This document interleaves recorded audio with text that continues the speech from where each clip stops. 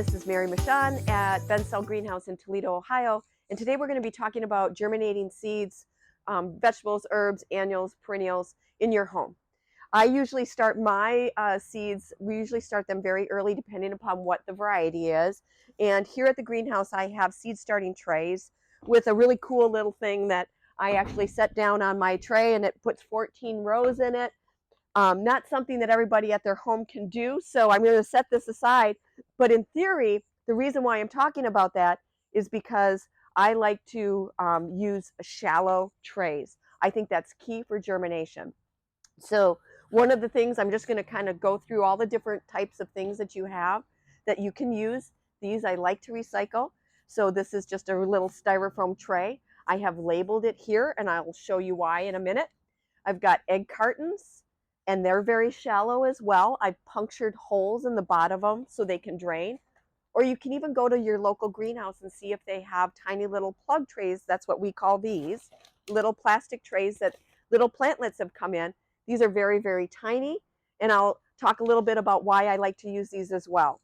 So I also have old recycled tiny little styrofoam containers. So if you puncture holes in the bottom of these, they'll drain. And I like to set them inside here. This one I just happened to label sun sugar tomato.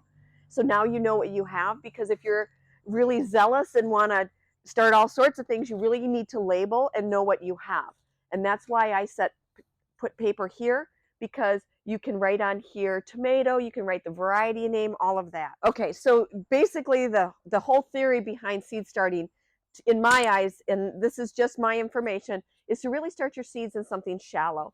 And the reason why we do that is because when you have your first set of roots that grow from that seedling, it hits the sides of the little plug tray, it hits the bottom of the styrofoam, it hits the sides of the egg tray, it tells them to divide.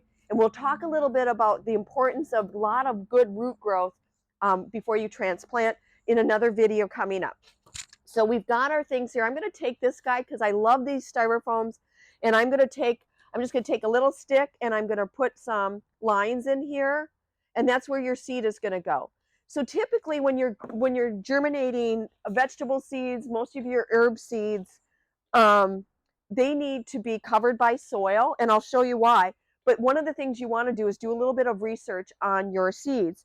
And when you buy your packages of seeds, they oftentimes tell you how many days to germination, and they will talk a little bit about what the seedling might look like. But you can go online, especially with all the different varieties that you might be doing.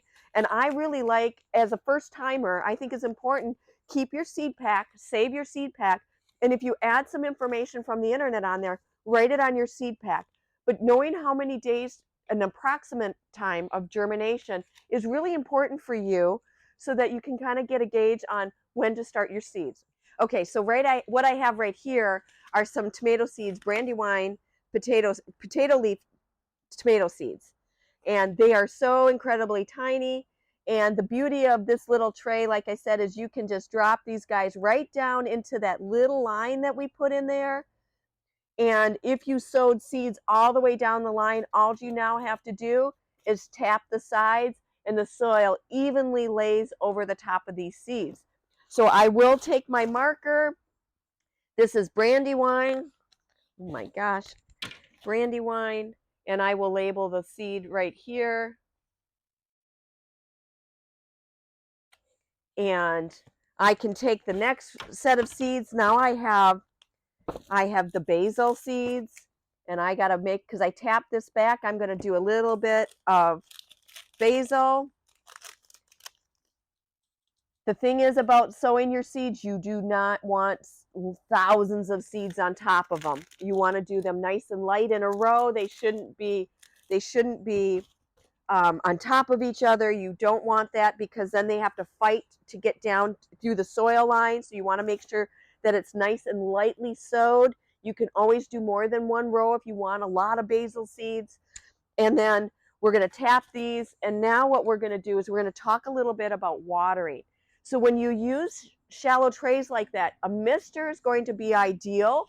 I just have a watering can here. I'm not going to turn on my spigot and spray all of this, because one of the things that you want to be careful about when you have all your plants in a row is blasting them with too much water, possibly like a watering can. We're going to go real slow, but what happens is you will end up moving your seeds from row to row. And if you are new to seed starting, you may not recognize what a tomato seedling looks like versus a lavender seedling. Many times they look very similar until they really start developing their second and third set of leaves. So you want to be careful about watering. And the beauty of a shallow tray like this is you tend to not overwater at all. I'm real concerned about people putting domes over their seeds. I think that it causes additional humidity. The only problem with that then is you really have to pay attention to watering and how much moisture your seeds have.